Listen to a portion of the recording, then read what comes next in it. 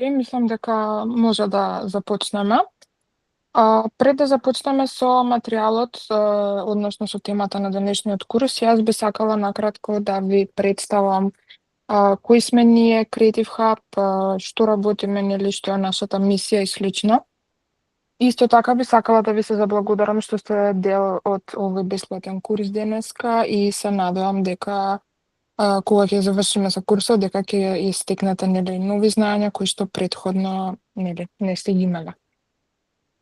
Creative Hub е едукативен центар кој што веќе неколку години им помага на луѓето да започнат, да унапредат кариера, нели. Она што направи различни е тоа што сме единствената академија во регионот што е акредитирана од Министерството за образование на Америка, а ова значи дека нашите студенти по завршување на американската програма добиваат американска диплома, што е, нели, признаена низ целиот свет и им отвара врати за вработување низ целиот светски пазар на труд. Исто така, значи, покрај американската програма, ние нудиме и европска програма, односно со европски признаени дипломи, кои што по завршување на академијата студентите се стекнуваат со ЕКТС кредити, кои што се, нели, исто така признаени во Македонија и во рамките на Европската унија.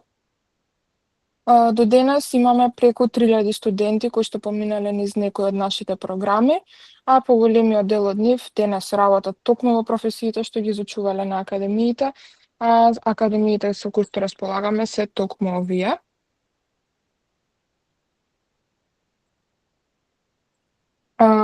Тука можеме да видиме некои од нашите поранешни студенти. Значи, иако Академијата за софтвер тестинг ни е прилично нова академија, ние досега сме имале доста успешни приказни на студенти кои дошле без никакво претходно знаење, а успеале да си го совладаат материјалот, нели, во текот на целата академија и да станат спремен кадар. Тука исто така се некои од активностите од академијата, односно надпреварите за вработување, кои што им помагаат на студентите полесно да го покажат нивниот потенцијал пред компаниите и да дојдат, нели, полесно до вработување покрај препораките кои што ги испраќаме до самите компании за најдобрите студенти. Тука како таков пример еве можам да ги издвојам Fletchworks, кој што се наш долгогодишен партнер кој веќе по трет пат, нели, вработува студент од нашата академија. Исто така Игор Стојчевски, тој беше наш студент кој што преку надпревар за вработување се вработи во компанијата Brensys и си ја смени комплетно кариерата. Сега тука би сакала накратко да ви објаснам како се одвива академијата. Односно, академијата започнува со воведен час, каде што студентите се запознаваат со програмата и со основите на софтвер тестингот. Потоа следуваат модулите и предавањата, каде што студентите учат со докажани професионалци од индустријата. Значи, нели, еден од предавачите на самата академија е и токму Стефан, кој што ќе биде ментор денеска на овој курс. Откако ќе се завршат студентите со модулите, преминуваат на практични проекти, каде што работат на реални задачи, на реални проблематики и ја градат, нели, кариерата преку практични знаења. Значи, покрај техничките вештини, Академијата за софтвер тестинг нуди и програма за вработување. На таа програма за вработување студентите учат меки вештини, како што се деловна комуникација, хиерархија на бизнис и слично. Учат како да направат професионално CV, како да се представат на интервју, учествуваат во мокап интервјуа за да се подготват, нели, за реалните предизвици. Исто така имаат и задачи на самата програма, например да аплицираат на работни позиции, нели, и слично. На крај, од кога ќе заврши таа програма за вработување, следуваат надпреварите за вработување, каде што студентите имаат можност да ги покажат своите вештини пред преку 50 партнерски компании од Македонија и САД со кои што соработуваме. Значи, овие надпревари му овозможуваат на студентите директна шанса за вработување и, нели, покажување на нивниот потенцијал. И, нели, нашата примарна цел е секој студент да се вработи, да започне кариера за академијата, нели, за која што ја избрал и да биде успешен, бидејќи тоа е нашата цел. И исто така, пред да започнеме со курсот, сакам да ви известам дека на 1 септември доделуваме целосна американска стипендија, односно имаме отворени апликации на кои што може да си аплицирате и на 1 септември по случаен избор ќе доделиме една целосна стипендија за софтвер тестинг на американската програма. Веќе имаме доделено целосна стипендија, тоа беше во февруари, и студентката веќе си слуша академија, веќе е во тек, така што по завршувањето ќе си стекне нели и американски сертификат. Исто така, сакам да ви кажам како благодарност за тоа што сте присутни денес на овој курс, сакам да ве известам дека ви доделуваме дополнителен попуст доколку се одлучите да се запишете на Академија за софтвер тестинг, односно попустот вкупен кој што ќе ви следува е 1100 евра, значи од оригиналната цена и минус 1100 евра. И сакам да ви кажам дека истиот може да го искористите во следните 48 часа доколку решите нели да си се запишете, а исто така може да си аплицирате и за стипендија и да си аплицирате за 1100 евра попуст. Сега би сакала да ми препуштам на Стефан, кој ќе ве води низ денешниот курс. На крајот ќе имаме време за било какви прашања, така што слободно може да си вклучите микрофон, да прашате или да пишете во чат и нели ќе се потрудиме да одговориме на сите прашања. Така што сега би ме пропуштила на Стефан и ви посакувам среќа. Пријатно од мене. Здраво, здраво на сите. Вака, пред да почнам со самата презентација, сакам да ви се представам јас, кој сум, нели малце да ви кажам околу академијата, околу самата програма, малце во детали, па после ќе преминеме на самото предавање. Значи, јас сум Стефан Милановски, моментално работам во Валтек како QA инженер, односно софтвер тестер. Имам нешто повеќе од 6 години работно искуство и во глобала се занимавам со автоматско тестирање. Но нели, не секој пат треба да се автоматизираат работите, така што некој пати тестираме мануелно. Така што тоа е тоа околу мене.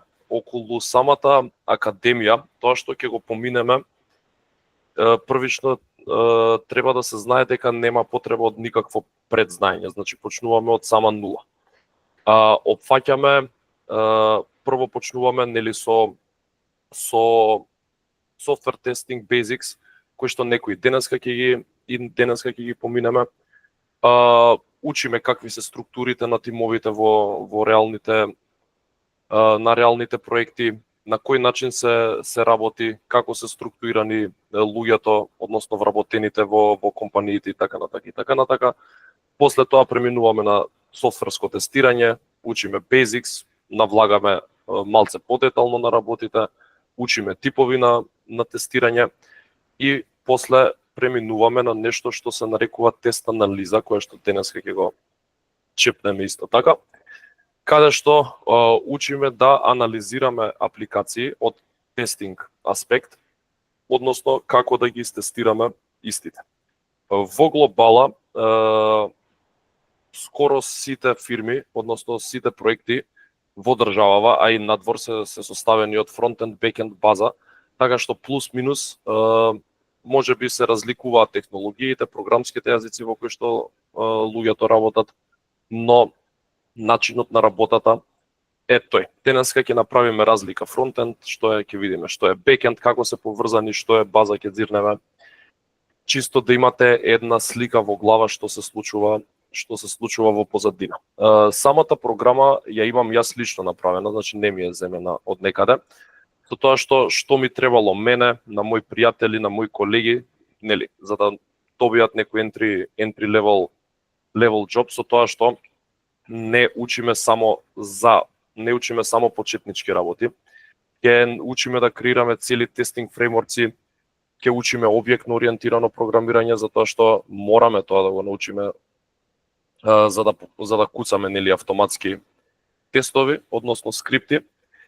Академијата во глобала иницијално е 5 месеци, но најчесто се задржуваме малце повеќе затоа што идејата мене лично ми е да не брзаме низ материјалот, да ако заостанува некој, ако има некои прашања, слободно да се навратиме на нештото, да видиме ако нели има некои нејасноти, пак да се вратиме на истина. Значи целата поента е да научиме, без да се брзаме, без да има притисоци, со тоа што имаме константно вежби, имаме домашни, кои што нели препорачливо е да се прават, за тоа што можеме да успееме на академијата само ако сме нели фокусирани, ако ги следиме предавањата, ако пишуваме домашни, ги правиме вежбите и така натака и така натака. Значи, на сите што ја почнуваат академијата, мојот совет е бидете фокусирани 150%.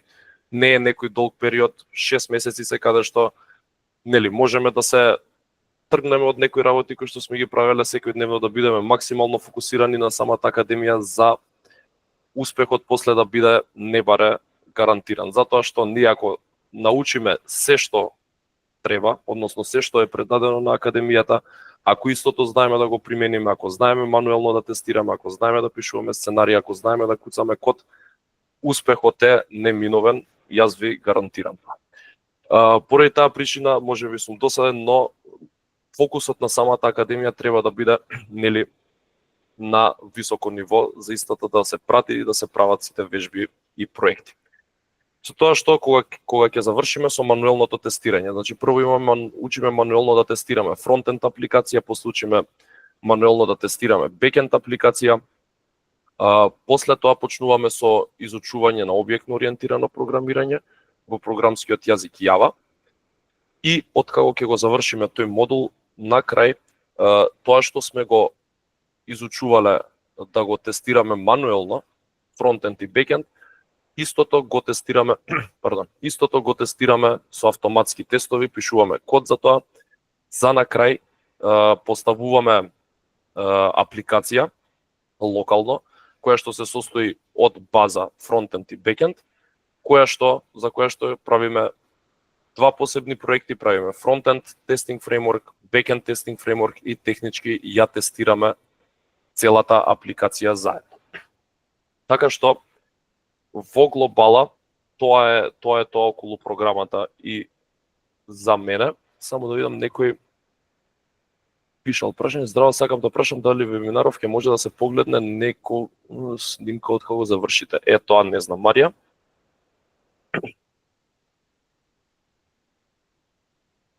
Мислам дека се снима, не сум сигурен. Валјда Марија не е сега му. Да, се снима.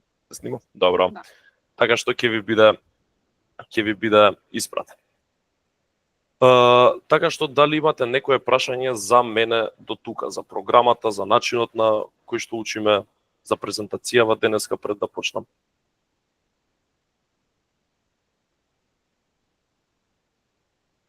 Во ред. Иако денеска нели имаме некој простор од саат-два, ќе пробам да ви доловам што уствари е софтвер тестинг, на кој начин се изградени апликациите во позадина, како се поврзани, ќе видиме што е фронтенд, што е бекенд, како тие работи се поврзани со датабаза и така натака и така натака.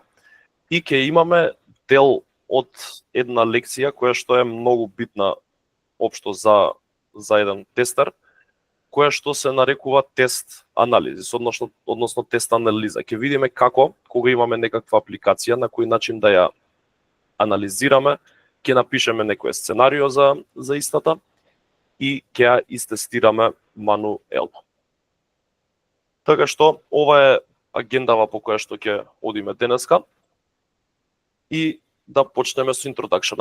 Пред да почнеме ова, самите презентации на самата академија се на англиски.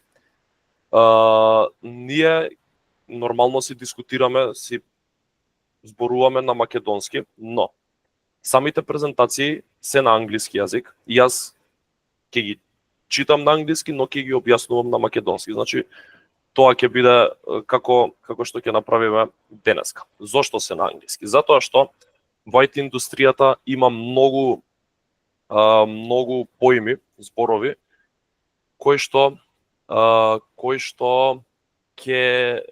кога ќе ги преведеме на македонски, се многу чудни. И кога ќе се вработи то општо, луѓето ги користат сите термини на англиски, така што поради таа причина се самите презентации на англиски.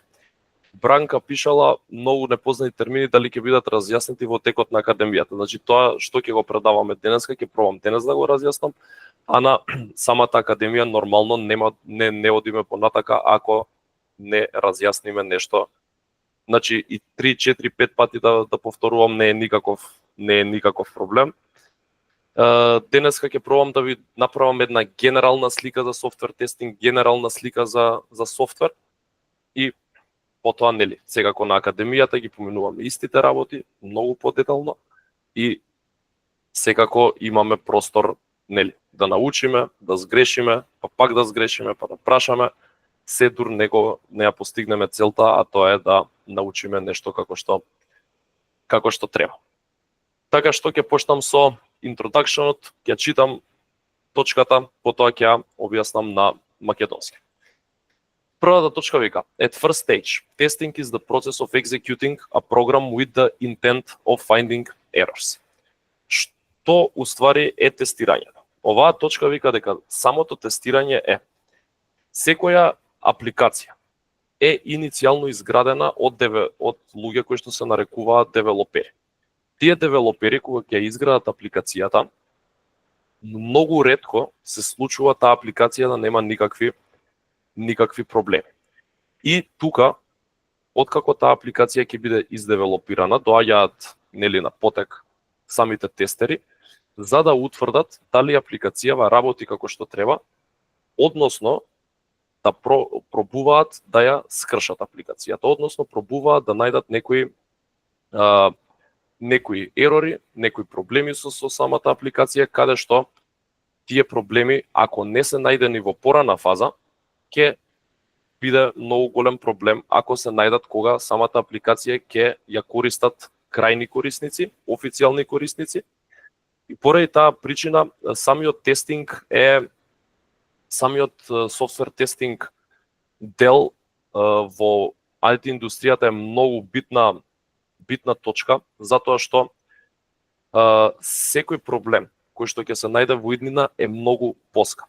Зошто? Замислете си сценарио дека имаме некоја веб страна која што продава карти. И сега, ако таа веб страна не е убаво истестирана, кога ќе се пушти некоја карта, пример, да се продава за некој концерт, може да има некој проблем во самиот payment систем, односно во системот за наплата.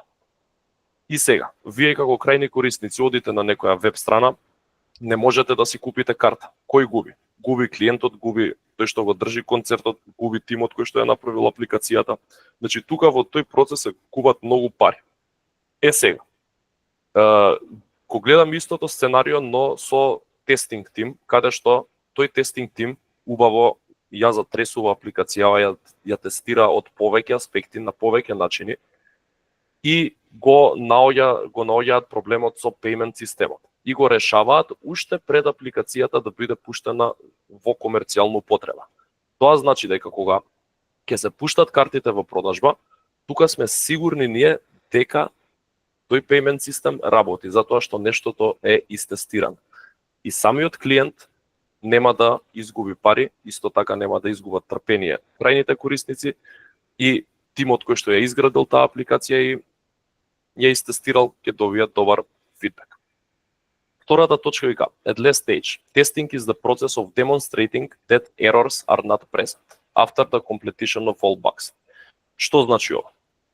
Ова значи дека целата поента на тестирањето е да извалидираме дали нешто работи како што треба или не. Ако нештото работи како што треба, тогаш ние потврдуваме апликација, даваме зелено светло дека апликацијата е како што треба, истестирана е и апликацијата може да оди понатак, односно може да оди во комерцијална употреба. Од друга страна, ако најдеме некакви проблеми, односно багови, тогаш ние ја враќаме апликацијата на самите девелопери, односно на луѓето кои што ја изградиле, за они да се ги средат тие проблеми, да ни ја вратат нас апликацијата, да ја истестираме пак, иако се е во ред да продолжиме понатака. Третата точка вика, when you test a program, you want to add some value to it. Adding value through testing means raising the quality or reliability of the program. Raising the reliability of the program means finding and removing errors. Во превод, секоја апликација која што е убаво истестирана и во која што е извалидирано дека нема никакви багови или проблеми, тоа е квалитетен продукт, односно квалитетна апликација. Затоа што и јас и вие сигурно сте се нашле во ситуација, пример, симнувате некоја апликација на телефон, на компјутер, било каде. И сега апликацијава ви сецка, не работи како што треба, има 300 проблеми. Ние како луѓе не сме многу стрпливи. Што правиме? Одма ја бришеме апликацијата, наоѓаме некоја друга апликација која што би ни завршила слична работа и тоа е тоа. Епа, кога имаме софтверско тестирање, тие проблеми, тие сецкања, тие неубави дизајни на апликации, сите тие проблеми се увидуваат во тој тестинг процес, каде што ние сме во тесна комуникација со тимот, односно со девелоперите, за како да се средат истите, како да се посочат истите и потоа, кога ќе се средат истите, да бидат извалидирани дека тие проблеми не се случуваат пак. Филип, иначе ќе ти одговорам на прашањево на крај на презентацијата. Само да завршам, ќе одговорам на сите прашања. Четврта точка вика, therefore, don't test a program to show that it works. Rather, you should start with the assumption that the program contains errors, a valid assumption for almost any program, and then test the program to find as many of the errors as possible. Што мисли ова? Ова вика, немојте никој пат да тестирате нешто и да мислите дека тоа е перфектно и дека работи. Мајндсетот кој што треба да го имаат тестерите е да земам, да ја скршам апликацијава, да најдам проблем. Ние влагаме да истестираме нешто, да извалидираме нешто со мајндсет дека тоа сигурно има некакви проблеми. Само ние треба да ги најдеме. Затоа што многу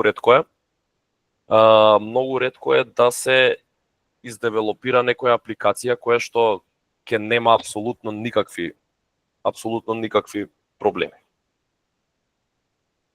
Е сега, зошто софтверско тестирање? Иако ви ги кажав некој од причините, сега може ќе ги повторим истите, може ќе кажеме некои нови, така да ги прочитаме. To find and correct defects. Значи, ако самата апликација има некакви дефекти, и функционални, и на изглед, затоа што нели сите апликации мора да бидат визуелно убави, за да го задржат вниманието на юзерите.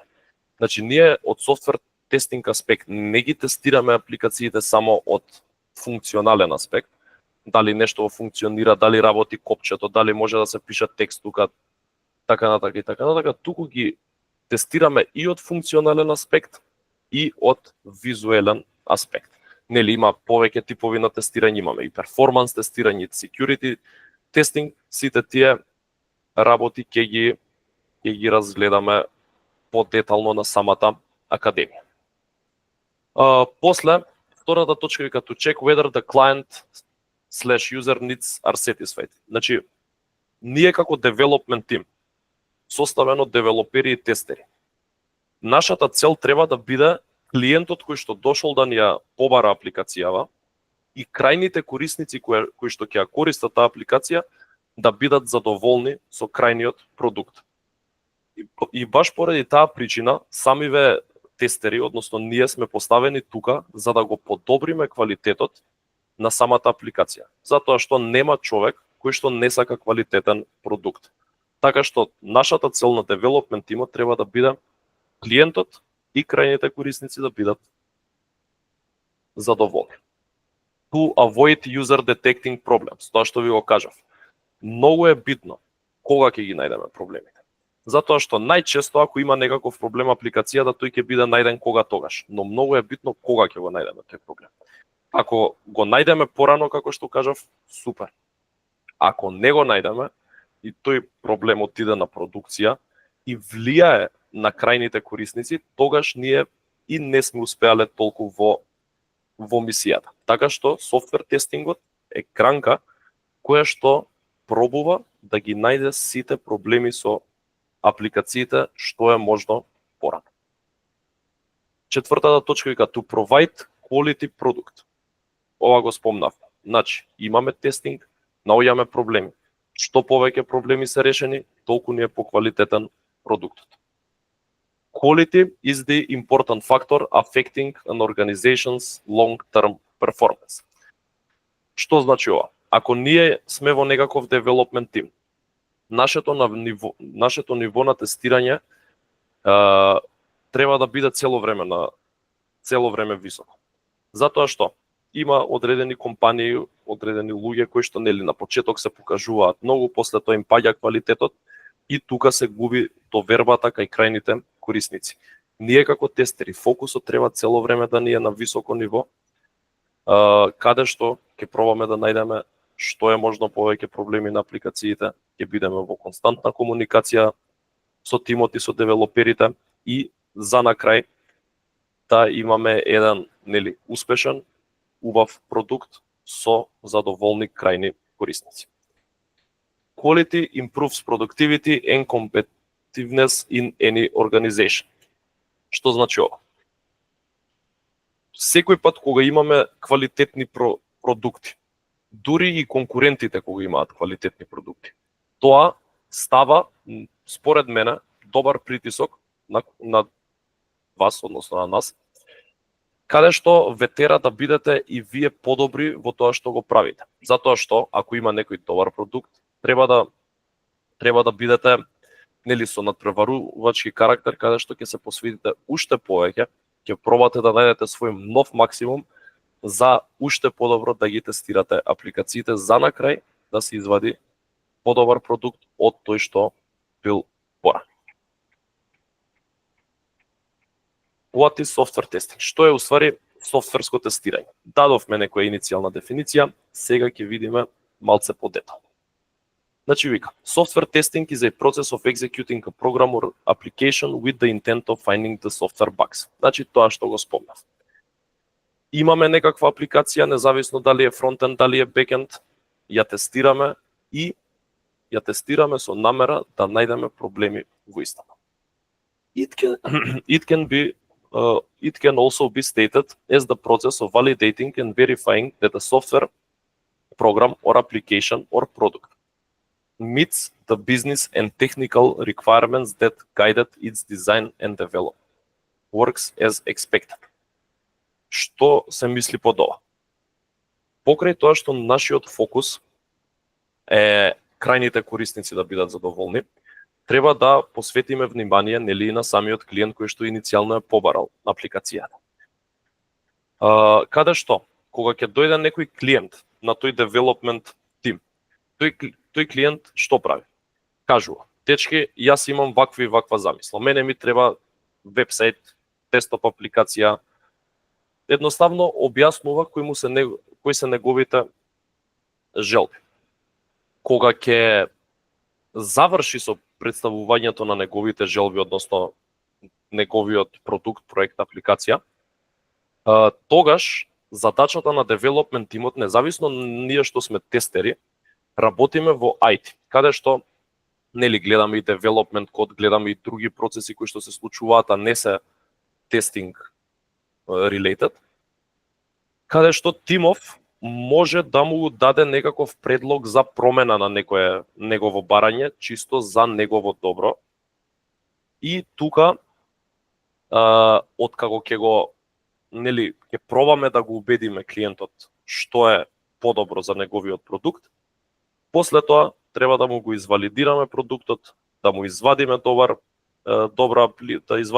апликација и тука едноставно кога имаме добра апликација, имаме задоволен клиент, имаме задоволни крајни корисници и тоа е тоа. Сме успеале во мисијата.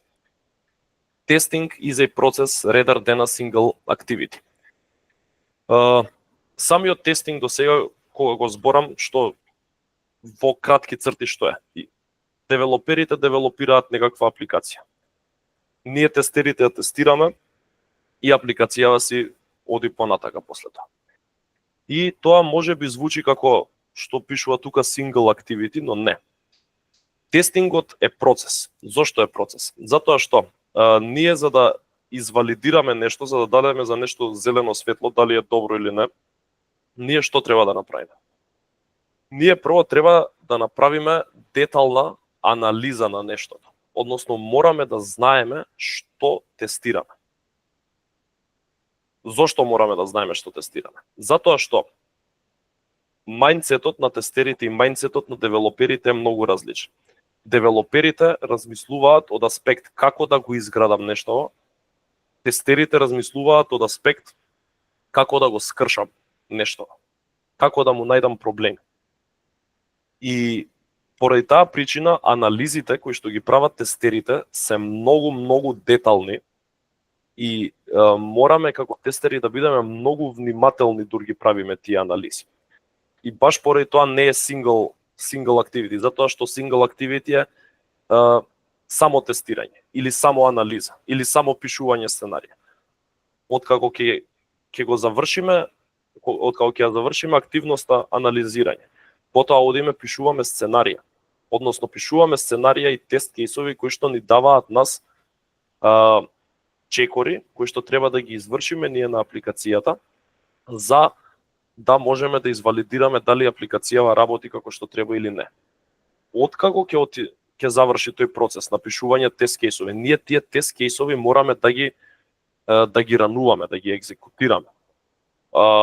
Односно, тоа што сме го напишале, тие чекори кои што сме ги напишале во сценаријата дека треба да бидат поминати, треба да ги пренесеме на самата апликација. Откако ќе заврши уште таа активност, ние мораме се тоа убаво да го документираме и да го пренесеме на тимот, односно на проектот.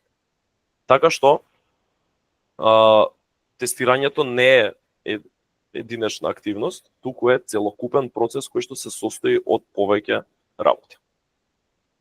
Testing involves operation of a system or application under controlled conditions and evaluating the results. Тоа што го кажав.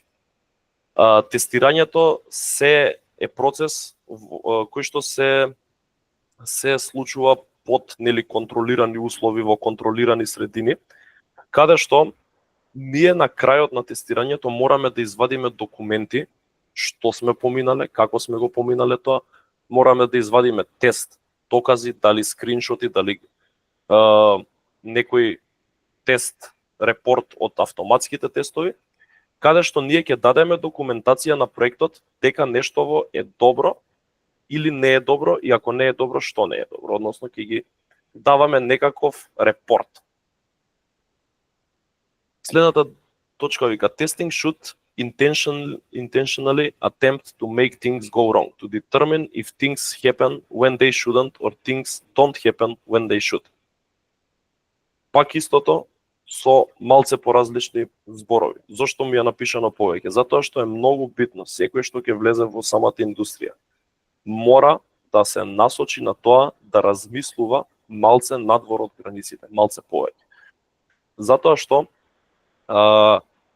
многу често се наоѓаат проблеми каде што па и не многу луѓе би пристапиле до тоа место. Така што треба да размислуваме поинаку. Имав една асистентка на факултет, технички буквално ради нејза почнав со софтвер тестинг, каде што кога дојде пред да почнеме со семестарот ни кажа дечки, што е тестирањето? Значи тестирањето е кога ќе му дадете играчка на бебе количка. И што прави бебево? Бебево прави апсолутно се, освен да ја вози. Значи ќе ја удри од зид, ќе ја фрли, ќе почне да ја гризе.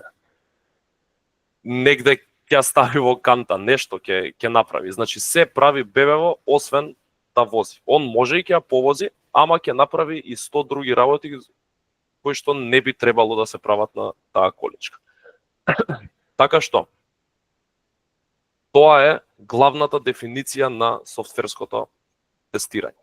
Да пробаме да скршиме нешто, односно да пробаме да го работиме на начин на кој што не бил планиран. Testing is the process of exercising and evaluating a system or system component by manual or automated means to verify that it satisfies specified requirements. Значи, како што кажав, главната поделба на самото тестирање имаме мануелно тестирање и имаме автоматско тестирање. Така што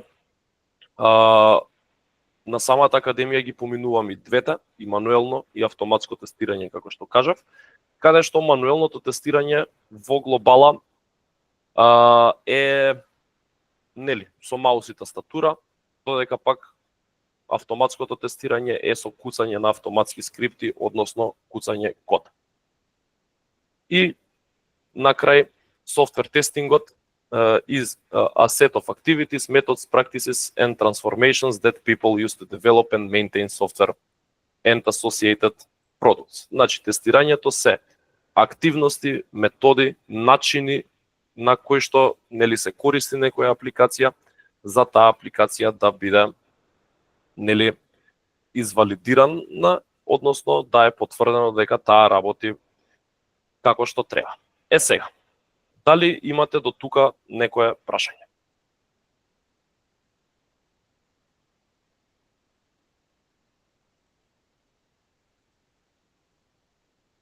Во ред, сега ќе отворам еден Paint за да ви нацртам на кој начин работат голем дел од апликациите. Каде што ова е чисто за да имате една слика во глава на што ќе работите, нели? Каде што сите апликации се изградени, односно повеќето апликации, значи тие што ги користиме секој дневно, YouTube, Spotify, Facebook, Instagram, сите тие апликации работат и комуницираат на исти принципи. Само тие принципи се искористени на различни начини. Сега. Имаме дел кој што се нарекува фронтенд. И имаме дел кој што се нарекува бекенд. Што е фронтендот? Фронтендот е тоа што го гледа јузерот. Тоа што јузерот го гледа пред него и со кое што има интеракција. Пример, отварате апликација Facebook на телефон. Тоа што ви се отвара на екранот, тоа е фронтендот. Сите копчиња кои што ги стискате, сите текст филдови што ги пополнувате, опции што ги бирате на екраните, се е тоа фронтенд. Поточно, денеска веќе видиме, имаме една апликација која што има некаква логин форма, ова е апликација за тестирање. Ова што го гледаме тука, овој текстбокс, ова поле за пасворд, ова копче, ова ерор порака тука, се е тоа фронтенд. Така што, фронтенд, тука можеме да дадеме вака некоја форма исто како логин, можеме да ставиме некоја копче, но во глобала фронтендот е тоа што јузерот го гледа пред него. Сега, фронтендот мора да работи по некои принципи, мора да работи по некоја логика, мора да контролира дата, мора да става дата некаде, мора да ја зима таа дата некаде. И сите тие акции на контролирање на датата, пуштање до фронтендот, зачувување од фронтендот, ја хендла бекендот. Бекендот е составен од два дела. Значи, бекендот е составен од нешто што се нарекува датабаза,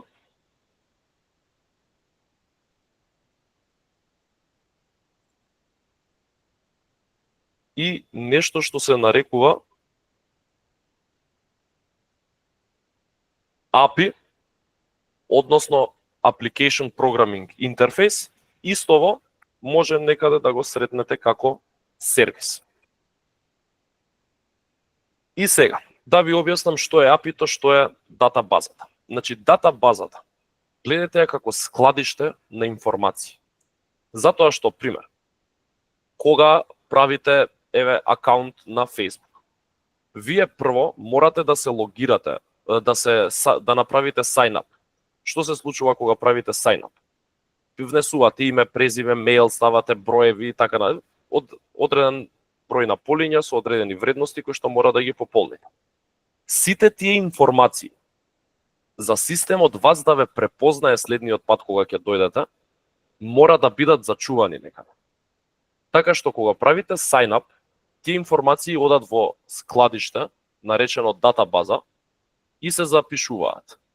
За следен пат, кога ќе пробате да направите логин преку фронтендот, фронтендот пушта request до бекендот, ќе објасниме што е request, и бекендот оди во базата да провери дали го има тој запис, односно тој юзер, датабазата враќа одговор на API-то и API-то дава дозвола на фронтендот дали юзерот може да биде логиран и да оди понатака или да му фрли некоја ерор порака каде што ќе му каже овој юзернейм не постои или грешен пасворд или некоја друга ерор порака. Тоа е датабазата. Значи датабазата е складиште на информации. Сега, API сервисот што е? API сервисот е мостот помеѓу датабазата и фронтендот. Значи сите информации кои што се прикажуваат на фронтендот тука и фронтендот сака да ги зачува до базата, сите тие информации одат преку API сервисот. И сега, кај API сервисот имаме нешто кое што се нарекува request. Имаме неколку типови на request. Имаме get, post, put, да не навлагаме сега, да не ве бунам со тие работи, сега го ги учиме на академијата. Но тие реквести ја прават логиката на апликацијата. Значи, ја пренесуваат датата од фронтенд до датабаза и од датабаза до фронтенд. На овој начин се изградени скоро сите апликации, да не кажам и сите, каде што некои можеби немаат фронтенд, но тоа е логиката по која што и начинот по која што работат апликациите кои што ги користиме секој ден. Сега, да дадеме дефиниција на тоа што го нацртав сега. Што е бекенд? Значи бекенд е комбинација на API сервисот и датабазата, така што еве го API сервисот и еве датабазата. Бекендот се тие два система заедно. API stands for Application Programming Interface. An API is a set of rules and tools that allows different software applications to communicate with each other. It defines the methods and data formats that applications can use to request and exchange information. Значи тоа што ви го спомнав. API-то, односно Application Programming Interface-от, ние сет на правила кои што се правила за манипулирање на самата дата во датабазата, односно во складиштето. На кој начин ќе биде пренесена, дали имаме некакви валидации, самиот сервис, пример, кога ќе ви каже грешен пасворд, што се случува во позадина? Вие сте го утнале пасвордот, сте го пратиле. API-то, односно бекенд сервисот, ја зима таа дата, ја носи до датабазата, ја проверува со датабазата и не му се поклопува. Ако не му се поклопи датабазата, бекенд сервисот дава сигнал на фронтендот да каже, да даде ерор порака дека пасвордот е сгрешен. In simpler terms, an API acts as a bridge between different software applications, enabling them to interact and share data seamlessly. APIs are used in various contexts, including web development, mobile app development and software integration. Значи тоа што го спомнав веќе. Мост помеѓу датабазата и фронтендот преку кој што се носат информациите на фронтендот и од фронтендот до самата база. API-ња, односно бекенд сервиси, има во сите можни апликации, независно дали е веб апликација, дали е мобилна апликација, дали е десктоп апликација, во сите апликации во позадина си работат некакви backend сервиси. The backend of a software application refers to the server side or behind the scenes functionality that is responsible for processing and managing data. It consists of the server, database and application logic, значи тоа што тука го нацртавме. The backend is where data is stored, processed and manipulated, and it communicates with the frontend to deliver a complete software solution. Значи backendот е местото каде што датата се зачувува, се процесира и се манипулира. Односно, ако има потреба, се менува. Кога имаме дата база, backend сервис поврзан со таа база и backend сервис поврзан со фронтенд апликација, тогаш имаме едно комплетно софтверско решение. Од друга страна, фронтендот што е? Фронтендот, како што кажав, е тоа што е пред нас, тоа што го гледаме, со тоа што имаме некаква интеракција. Односно, a front-end application, also known as the client side, is the user interface and user experience component of a software application. Значи, user interface, тоа што го гледа юзерот, user experience, тоа што нели имаме кликови, имаме внесување на инпути, имаме читање на текстови, читање на дата, гледање на слики и така натака.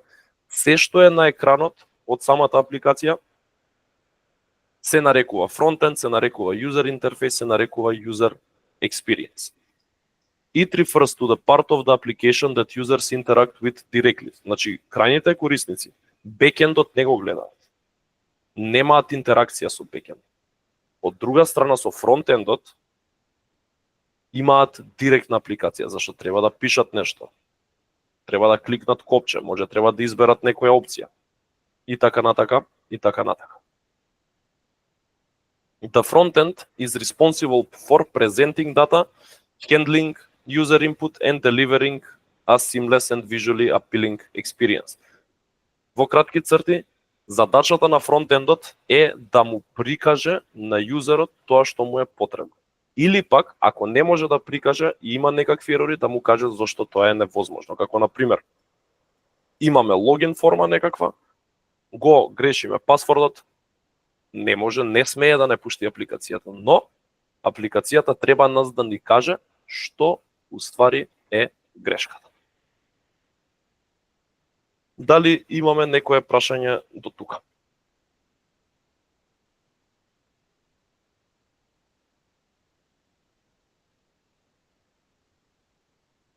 Во ред. Сега, имаме момент на тест анализа, односно еден од првите процеси кои што се случуваат во софтвер тестингот, односно една од првите активности, каде што, пак ќе повторам, тест анализата е многу битна за самиот продукт. Зошто? Затоа што во тест анализата одлучуваме што ќе биде истестирано. Ако тука ни летне нешто, односно го утнеме, тогаш може да имаме проблем. И ќе видиме на што мислам дека тука утврдуваме што ќе се тестира. Затоа што со тест анализата ние ги поставуваме темелите на тестирањето. После тоа е читање тест кейсови и правење на тие акции, односно чекори кои што ги пишува во сценаријата на самата апликација. Што е тест анализа? Вика, тест analysis is process of analyzing the test basis and defining test objectives. Каде што тест базисот е requirement документ. Да појаснам што е тоа. Клиентот кога ќе дојде и кога ќе побара на некој тим некаква апликација, тој клиент треба вас да ви достави документ кој што во кој што има неговите барања, има како сака да изгледа апликацијата, како да функционира. Едноставно објаснета е апликацијата на кој начин сака клиентот да биде изграден. Тој requirement документ се тие тест basis кои што ги пишува во дефиницијава. А тест objectives се технички работиве кои што ние ќе ги истестираме, со кои што ние ќе кажеме, ќе докажеме што уствари, кои процеси биле поминати, за ние да можеме да дадеме зелено светло дека работи апликација. Односно, тест objectives се тест цели. Така што, во тест анализата што се прави? Ги читаме тест бейзисот, односно го читаме requirementот, односно барањето на клиентот и поставуваме тест цели, односно поставуваме некаков столб што ќе истестираме, како ќе го истестираме, за да направиме еден процес на валидација дека продуктов е како што треба. Test analysis is an activity which defines what need to be tested in the form of test condition. Test conditions are identified by analyzing the test basis, test objectives and product risks. Во кратки црти, тест анализата е дефинирање што ќе тестираме. Со тоа што го имаме requirement документот, според тој requirement документ пишуваме тест цели, дискутираме нели можни ризици за тоа што и тие треба да се гледаат во тие моменти. И ние откако ќе завршиме тест анализата, ние треба да имаме идеја што и како ќе тестираме. Сега, дур правиме тест анализа. Имаме два дела кои што треба да ги поминеме. Тоа се acceptance критерија и тест кейсови. Каде што acceptance критерија се сценарија кои што објаснуваат како апликацијава треба да функционира. Исто на некој начин чекори како треба да функционира. Од друга страна, тест кейсовите се исто така сценарија, но со конкретна тест дата. Што се мисли на тоа? Пример тука, ако acceptance критерија сценарио вика внеси валиден юзернейм, внеси валиден пасворд, стисни на логин копчето, тест кейс ќе биде каков инпут да се внесе во юзернеймот, каков инпут да се внесе пасворд и да се стисне логин. Ќе стигнеме до тоа за кратко. Да дефинираме прво acceptance критерија. Вика acceptance критерија are the scenarios that a system or component must satisfy in order to be accepted by a user, customer or other authorized entity. Значи имаме сценарија кои што треба да бидат прифатени, напишани за како апликацијава треба да функционира. Acceptance criteria refers to a set of predefined requirements that must be met in order to mark a user story complete. Што значи ова? Имаме некаков requirement, тој requirement му правиме breakdown на feature level, односно секој пат кога градиме некаков продукт, не можеме ние да го изградиме целиот продукт одеднаш. Туку го цепкаме на помали делчиња. И за секое помало делче, ние пишуваме сценарија кои што се acceptance критерија, кои што треба да бидат истестирани, односно извалидирани за нешто да биде потврдено дека работи како што треба. Сега, имаме повеќе типови напишување на сценарија, каде што имаме scenario oriented, rule oriented, custom formats. Ние ќе го разгледаме given, when, then и ќе напишеме сценарија за логин формава на SOS Demo вебсайт. Каде што имаме формат given, when, then, каде што givenот ни е иницијалното место каде што е юзерот. Сега ќе ги напишеме вака. Значи имаме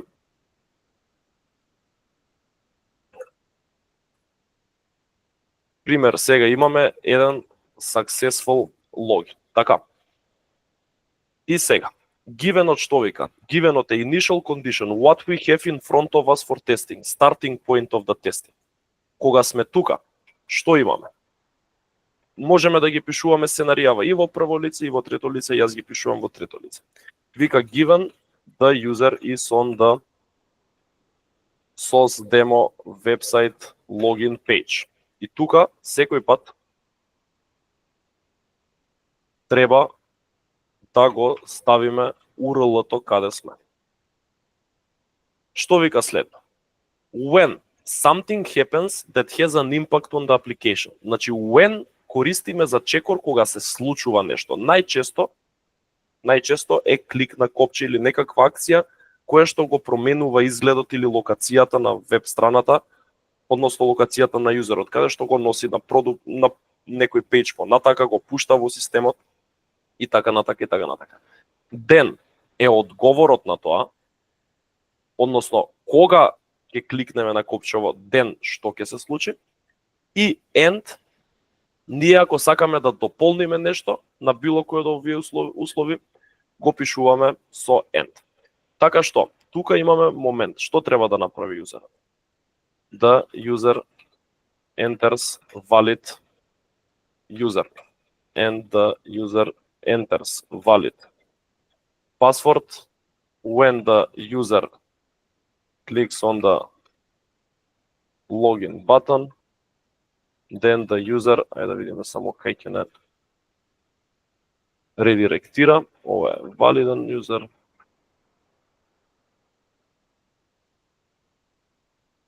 Не носи на самиот products page. User is redirected to the products page и ставаме URL кај сме.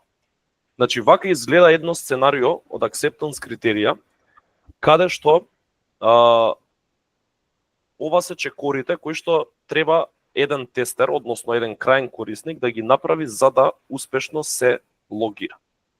И ова е сценарио од acceptance критерија, каде што acceptance критеријата е малце поопшта.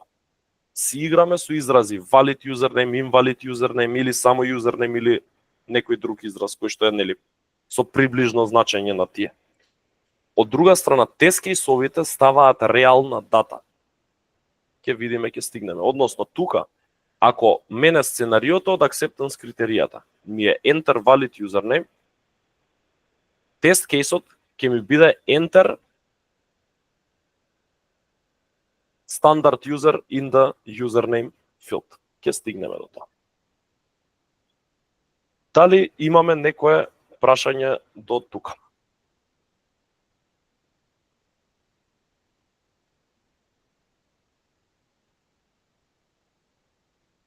Во ред. Одиме на тест кейсот. Што се уствари тест кейсови? Test case is a set of actions executed to verify a particular feature or functionality of your software application. Плюс минус се многу слични со acceptance критеријата, но разликата е во тоа што тест кейсовите имаат реална дата во нив. A test case contains test steps, test data, precondition, postcondition, developed for specific test scenario to verify any requirement. Значи, ова се некои од атрибутите, ќе ги видиме понатака, ќе пишуваме и тест кейсови, кои што ги има еден тест кейс. The test case includes specific variables or conditions using which a testing engineer can compare expected and actual results to determine whether a software product is functioning as per the requirements of the customer. Што се мисли на ова? Имаме секој пат, кога тестираме нешто, имаме очекуван резултат, тој од сценариото, и actual резултат. Односно резултат кој што технички се случува на апликацијата. Ако тие два резултати се поклопат, тогаш немаме проблем. Ако не се поклопат, тогаш имаме проблем и апликацијата ја враќаме на самите девелопери. The basic objective of writing test cases is to validate the testing coverage of the application. Значи, правиме testing coverage. Што повеќе тест кейсови, толку поголем testing coverage, каде што целата поента е нештово да нема никакви проблеми. Односно, ние да потврдиме дека апликацијата нема проблем. Сега ова е некој формат на тест кейс, каде што нема баш истиот да го направам. Ќе го направам сличен, каде што имаме тест кейс ID е бројчето на тест кейсот, значи ова ќе опишеме тест кейс 1, каде што ќе дадеме description некој, successful login with valid data, и после усвари вака тест кейс, па ќе направиме тест кейс ID.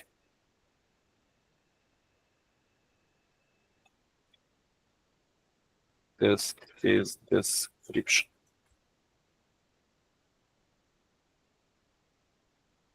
После тоа имаме тест steps.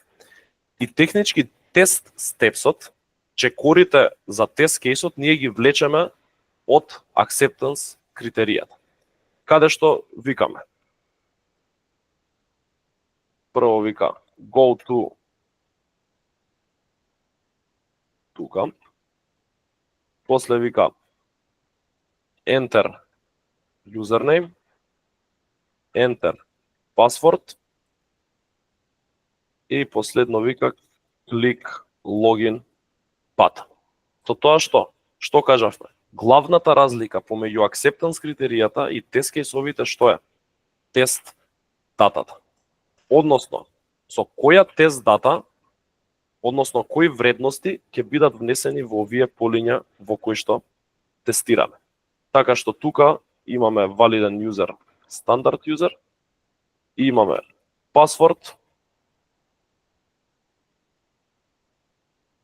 вака. И кога го гледаме тест кейсот, што правиме? Ги гледаме чекорите, го отвараме сајтот, тука сме, го зимаме юзерот, го зимаме пасвордот, гледаме, стискаме логин во ред и после тоа имаме expected result и имаме actual result. Во expected result ќе ни биде ова делче тука.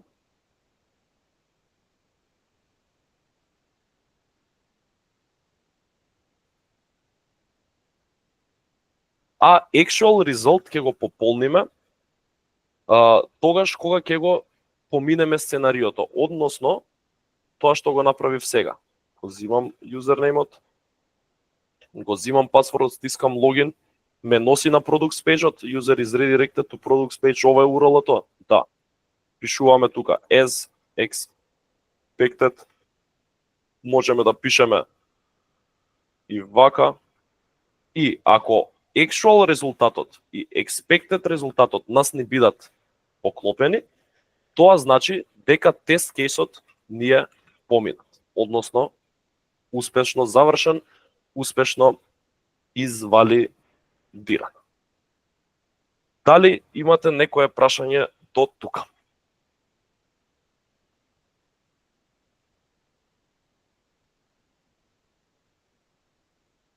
Во ред. Сега ќе ви дадам една мала задачка, некои си 10 на минути. Значи, отидете на сајтов тука. Ви го пуштив во порака. Сакам 5-10 минути да видите, да пробате да ги најдеме негативниве сценарија. Кои се? Дали ќе ви врати системот некаква ерор порака и ќе ми кажете како сте, кои ерор пораки сте ги добиле и како да ги добијам јас за да ги напишеме сценаријата од acceptance критеријата. Така што, кој сака да го направи ова, сега е 7:09, 7:10, еве до 7:20 имаме простор за да ги раскликате работите и после ќе го дадеме решението и ќе направиме една дискусија.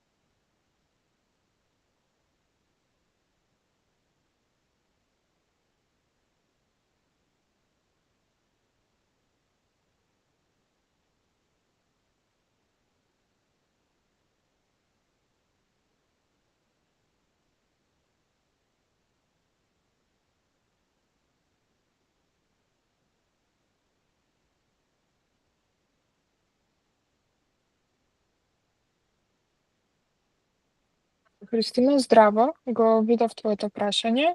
Да ти одговорам вака, значи на академијата до денеска имавме попуст од 1000 евра, но тој попуст веќе завршува и од утре попустот на академијата ќе биде само 800 евра. Она што ви следува на вас се дополнителни 300 евра попуст, така што вкупниот попуст кој што ви следува на вас за упис се 1100 евра, значи на регуларната цена.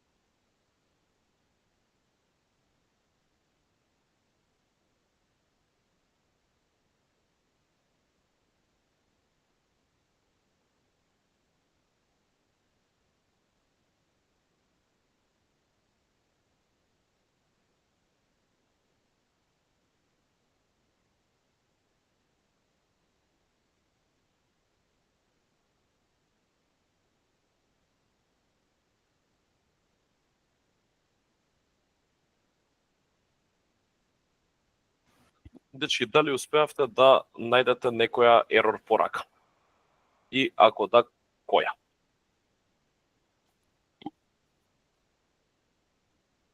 Повели Александар. Добро, може да зборувам. Да, слободно, слободно.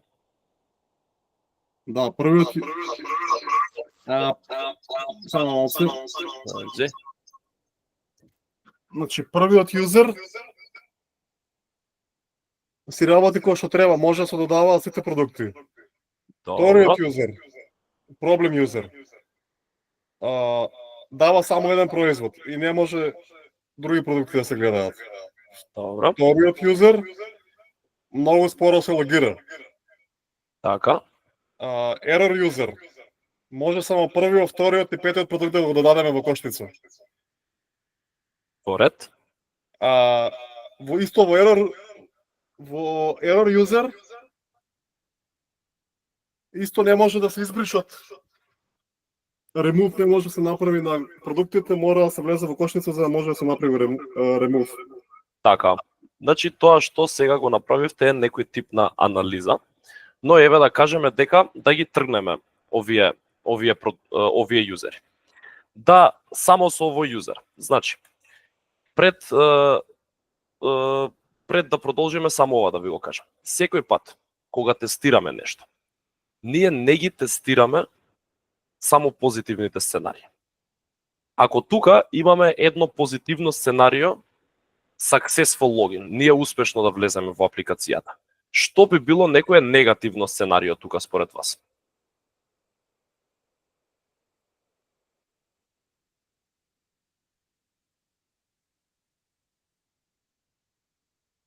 Негативно сценарио тука би било ако јузерот не влезе понатака, односно сгреши нешто. И сега, тука што можеме да сгрешиме ние од овие опции тука што ни се? Username и password. Така што, да видиме што ќе се случи ако не пишеме ништо. Имаме една ерор порака. Добро. Ако пишеме валиден username, невалиден password, имаме друга ерор порака. Ако пишеме username, не зависно дали е валиден или невалиден, ако оставиме пасвордов, тогаш вика password is required. Така што, насоката во која што треба да размислувате кога правите анализа е таа да ги разгледате сите опции, сите јузери и така натака и така натака. Но, секој пат кога тестирате нешто, секој пат се задржувате на суштината на тој дел, на тој фичер, односно на тој логин. Каде што логинов проверуваме сега дали работи и не проверуваме други пејџови. Другите пејџови проверуваме дали ќе стигнеме до саканата локација, а што се случува подоцна не ни е битно. Така што сега, нели, вие си проверивте, направивте анализа, но сега, нели, ви ја кажувам поентата на тестирање на специфичен фичер, каде што ние тука имаме неколку ерор пораки кои што треба да бидат опфатени пред ние да одиме понатака. Пред ние да тестираме за Products page-от, пред да тестираме дали можеме да ги кликаме, селектираме продуктиве и така натака и така натака. Зошто ви го кажувам ова? Затоа што пред да продолжиме натака, ние мораме да бидеме сигурни дека претходното нешто ни е истестирано како што треба. Поради таа причина ние мораме да ги опфатиме сите сценарија од тука. Сега, еве ќе ги земеме ерор поракиве. Значи, една има username is required. Друга има password is required. Трета вика username вака, независно дали ќе утнеме password или username. И сега, овие сите работи треба да ги опфатиме во сценарија. Каде што сценарио 2 ќе ни биде unsuccessful login. Каде што Givenот ќе ни биде ист.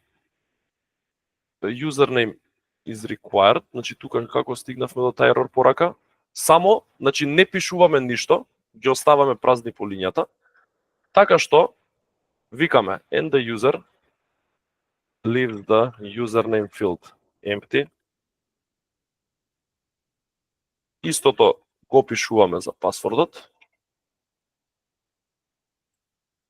When the user clicks the login button, then an error message saying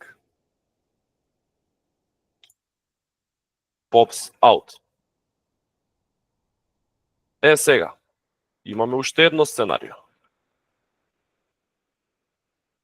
Имаме пак unsuccessful login, каде што сега user, тука имаме внесува валиден юзернейм, но го остава пасвордот празен, каде што викаме вака, еве ни ја таа ерор порака.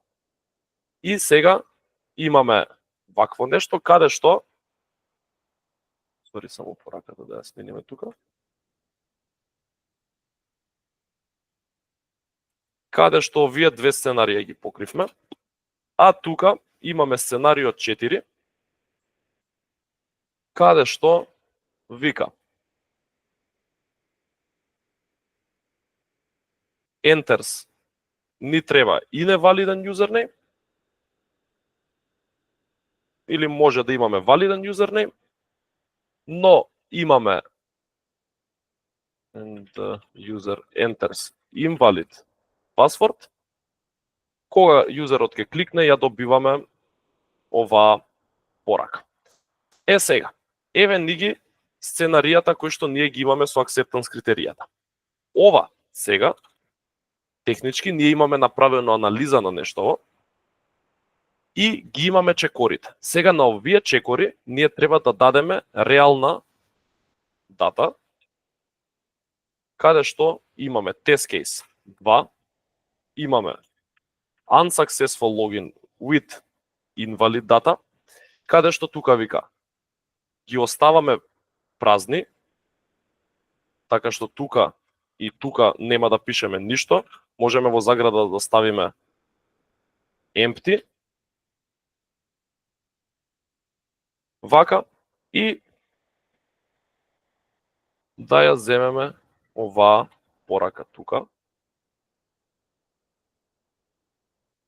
каде што ова го немаме иницијално, actual резултатот го немаме, и кога го имаме тест кейсот спремно, ние одиме на тој сајт, значи викаме, одиме тука, викаме enter username, enter password, немаме вредности, ги оставаме празни, клик логин во ред. Еве ерор пораката, таа ерор порака е. Тоа е тоа, валидираме, овој тест кейс е поминат. После тоа, истото го правиме и за овие две сценарија, каде што имаме, тука имаме тест кейс 3, тука што беше? Значи, ставаме валиден юзернейм, но ставаме, но го оставаме пасворд полето празно, и одиме да видиме што се случува. Password is required. Еве го, password is required. Вака. Ова, тука само expected е тоа, actual е истото. Викаме дека е passed и тоа е тоа. И на крај одиме со unsuccessful login, повторно нов тест кейс, каде што имаме четворка. Тука викаме што имаме валиден юзернейм, но имаме невалиден пасворд, така што за пасвордов еве ќе ставиме 1, 2, 3. На сајтот сме, го зимаме юзерот, во пасворд полето пишуваме 1, 2, 3, стискаме логин, еве ни е ерор пораката.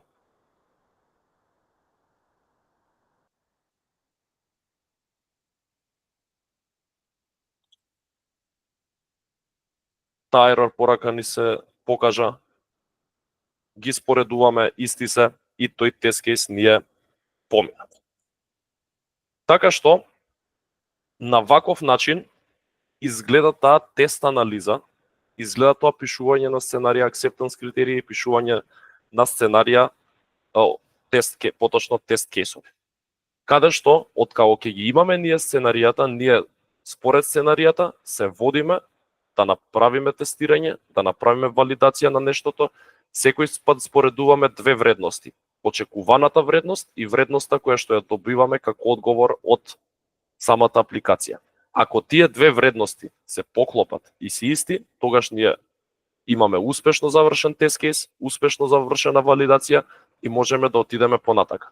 Кога ќе поминат сите тест кейсови, го маркираме нештото како валидно, без некакви проблеми и продолжуваме понатака. Така што, дечки, ова беше задачката. Тоа е тоа за денеска. Кажете пред да ги одговорам овие прашањата кои што беа поставени во четот, нели тие што ја можам да ги одговорам, дали имате некое прашање поврзано со денешнава лекција, вежба, анализа, тест кейсови, акцептанс критерија и слично.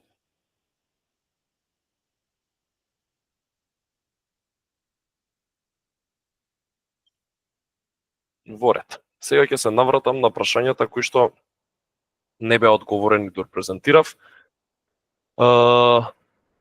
Филип прашал. Кои се најважни вештини што треба да ги има еден софтвер тестер? Колку време дневно треба да вложувам надвор од академијата за да постигнам добри резултати? Значи вака, најбитни вештини според мене се фокус, труд, јасно зацртана цел и нема некоја посебна вештина која што треба да ја има, затоа што апсолутно се учи. Се е процес на trial and error. Ке пробаш, ке сгрешиш, ке пробаш, ке сгрешиш, ке сгрешиш 5, 10, 15, 20 пати, 21-виот ке ти влезе во глава и ке го научиш. Така што не треба некои супер моки да имаат тестерите или тој мит дека сите луѓе кои што работат во IT индустријата се Ајнштајновци, дека се знаат и дека се препаметни. Апсолутно не. Сите тие луѓе се потрудиле, научиле, исто како што може апсолутно било кој друг да научи. Значи, тие што не се IT, далеку од тоа дека не се доволно паметни. Со доволно труд и со доволно голема посветеност, апсолутно се може да се научи и да се постигне. Сега, колку време дневно треба да вложувам надвор од академијата за да постигнам добри резултати? Што повеќе, тоа подобро, со тоа што ние цело време имаме вежби на вежбите и имаме домашни. Домашните завземаат некој период од денот, сега на некој повеќе, на некој помалце. Со тоа што моја препорака е секој пат и општо така и на факултет и на работа кога луѓево, значи цело време се гугла, цело време се прашуваме AI, ChatGPT, значи цело време гледајте да си го надоградувате знаењето на било каков можен начин. Или пак, ако нешто не ви е јасно, пробајте да најдете решение за тоа, пробајте да најдете дефиниција, истражувајте на интернет, затоа што многу битен скил во IT е гуглање. Мора да знаете да гуглате, затоа што апсолутно мит е тоа дека ние сега имаме таскови и одма знаеме што треба да правиме. Значи, јас ден денес за нешто зимам, отварам Google, гледам како да се направи, па после си го адаптирам решението на мој начин, на мојава ситуација. Така што повеќе време си одвојувате, тоа подобро ќе научите, и што повеќе вежбате, тоа побрзо ќе научите. Затоа што програмирањето, тестирањето, што и да е од IT сферава, од технички аспект, се учи и што повеќе го вежбате нештото, толку по-добро ќе го сватите.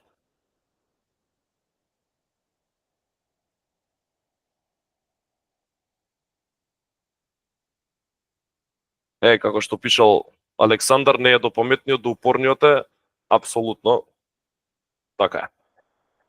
Така што ова ви го кажувам чисто за да не, затоа што многу луѓе, особено во Македонијава знаат да се прават паметни, да се чукаат во гради, да викаат јас сум сега најпаметен, да не споделуваат знаења, онака едноставно да мислат дека се попаметни од другите, ама тие луѓе не се попаметни од вас. Така што, дечки, се надевам дека со презентацијава ви доловив што е тестинг, како се тестира, како се анализира, како се изградени апликацииве во позадина. И во случај да се одлучите за академијата, работа во сферава има. Имаше некоја криза пред некоја година, но таа криза веќе се средува, ако веќе не е ни средена, со тоа што работа има. Ако научите се што ќе предадам на академијата, ако ги напишете сите домашни, ги разберете како што треба, не ги научите на памет, ги разберете едноставно, тогаш стварно успехот ви е гарантиран. Затоа што во даден момент, ако не одма после академијата, после некој месец, ќе се најде работа. Огласи има цело време и останувам во комуникација со некои од студентите, значи секако останувам и на располагање. Јас и после академијата, ако имате прашања да ви помогнам, препораки, значи тука сум цело време, не бегам никаде. И покрај тоа што учиме на академијава, покрај тоа што на самава академија нели учиме технички аспекти на тестирањето, на крај на академијата, како што спомна Марија, пошто и јас имам држано интервјуа, ве спремам за интервјуа, ви кажувам финти, цаки некои, како да се поставите, ви кажувам прашања кои што ќе ви се паднат не само во една фирма, во сите фирми. Каде што баш имав еден студент од прошлата група, се вработи пред некој месец, два, така нешто, и ми пиша: Стефан, 90% од прашањата кои што ни ги кажа на предавањето, 90% од прашањата ми се паднаа на интервју. Да прашам кога ќе почне курсот, јас веќе уплатив прва рата. Тоа не знам, тоа Марија. Да, Се уште немаме конкретна дата, ќе почне на есен, кога ќе заврши моменталната група. Одма, Стефан, ти се почнеш нели со новата, така што кога ќе имаме конкретна дата ќе бидете нели навремено известени. Да, Бранка пишала: живеам и работам во Виена, германски јазик е тука официјален, ваша препорака е за јазикот, дали би ми правил тука проблем кој јазик се бара, англиски или германски за софтвер тестирање?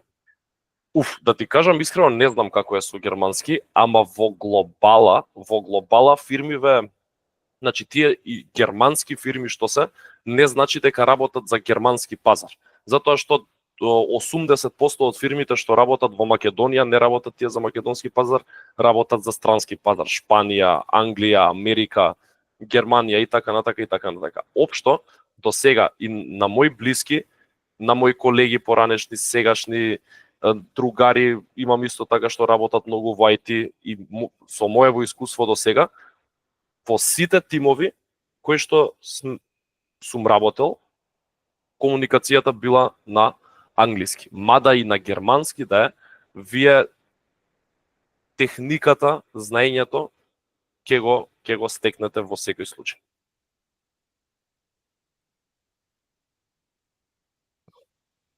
Дали има можност по завршување на оваа академија да се вработиме ремоут? Што мислиш под ремоут, Магдалена? Затоа што моментално сите, повеќето работиме ремоут. Јас се немам појавено во канцеларија, кој знае од кога, но работам нели за фирма која што има седиште во Македонија. Сега, ако мислиш ти ремоут како контрактор да се вработиш за некоја друга фирма, тога што е друго. Дали на тоа мислеш? Пример на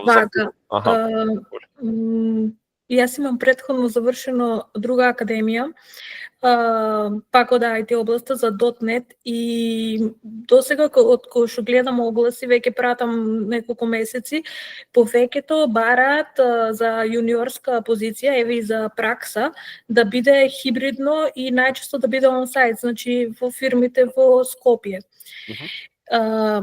До сега не сум сретнала некој оглас да биде за ремоут, ама да биде за почетник. Мгм. И не знам сега, еве на сите на пример не ни одговара да живееме во Скопје, затоа што јас не сум од Скопје и мислам дека некако тоа ми е најголем проблем за да најдам работа Така. за почеток. Така, гле, тука многу зависи од фирмата. Пример, јас кога се вработував во Валтек, мене ми беше понуден услов дали сакам фул од канцеларија или сакам хибридно 3 до 5 дена, ама се вработив и сватив дека никој не го почитува тоа правило и реков ќе си седам дома, затоа што мене лично попродуктивен сум од дома и никој не ми прави проблеми. Така што има, да, знам дека има и некои кои што работат од канцеларија поголем дел од времето и знам дека почнуваат да ги форсираат луѓето да доаѓаат, но има и доста фирми кои што не ги замараат луѓето, едноставно ти ако си ја завршиш работата, биди кај сакаш и на крај на светот ако си ја завршиш работата како што треба и се задоволни од тебе, нив ни малце нема да им смета. Така што има секакви фирми, треба валјда да се погоди фирмата, да се погоди огласот така што цело време истражува и гледа и прати ситуација ќе излезе нешто на крај крајва. Да, со среќа и да не ти искочи нешто такво, ти отиди на интервју, кажи им ги твоите барања, можеби ќе ти дадат, затоа што на интервјуата вие се договарате дали нели како ќе работиш, од кога ќе работиш и така натака. Затоа се интервјуата во глобала да видат каков карактер на човек си, дали си технички спремна и да си ги договорите условите на работа. Така што може едно да пишува, скроз трето да се договорите, нека не те ограничува тоа. Јас можеби и за тоа и кога ќе видам таков оглас и најчесто не аплицирам, затоа што викам сега и да одам, ќе речат да одиш во Скопје, таму имаме седиште или најчесто така. Пробувај си, не ти викам као различни фирми, различни услови. Конкретно јас ми вика треба да идам од 3 од 5 дена, до сега многу ретко одам во канцеларија, така што види си. Ти благодарам за одговорот. Ништо таман работа. Следно. На колку рати може да се исплати академијата? Тоа Марија ќе ви каже. Да, Елеонора, академијата се плаќа на 20 месечни рати. Тоа се рати што ги овозможуваме ние преку Кредит Хаб, без дополнителна камата и слично.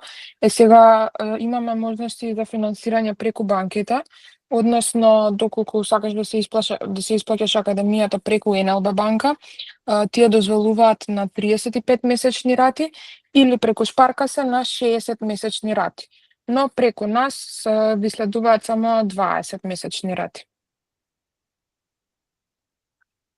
Добро, фала Марија. Александар пишал, моја цел е да се вработам во автомобилската индустрија и тестирање на софтвер на автомобили. Дали ќе се учи нешто за таков софтвер?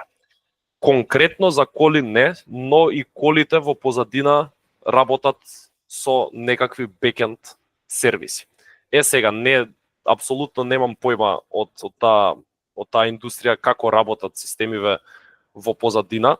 Верувам дека е слично на како другиве апликации, но фокусот на самата академија ќе биде тестирање на веб апликација, односно веб фронтенд, тестирање на бекенд сервиси и тестирање на датабази.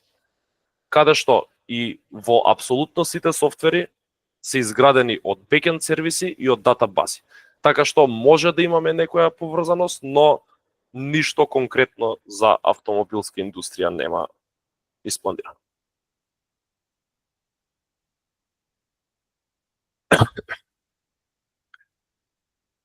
Добро, дечки. Гледам, нема прашања. Ако има нешто, слободно прашајте. Да, може да се прашате било што да ве интересира и околу академијата.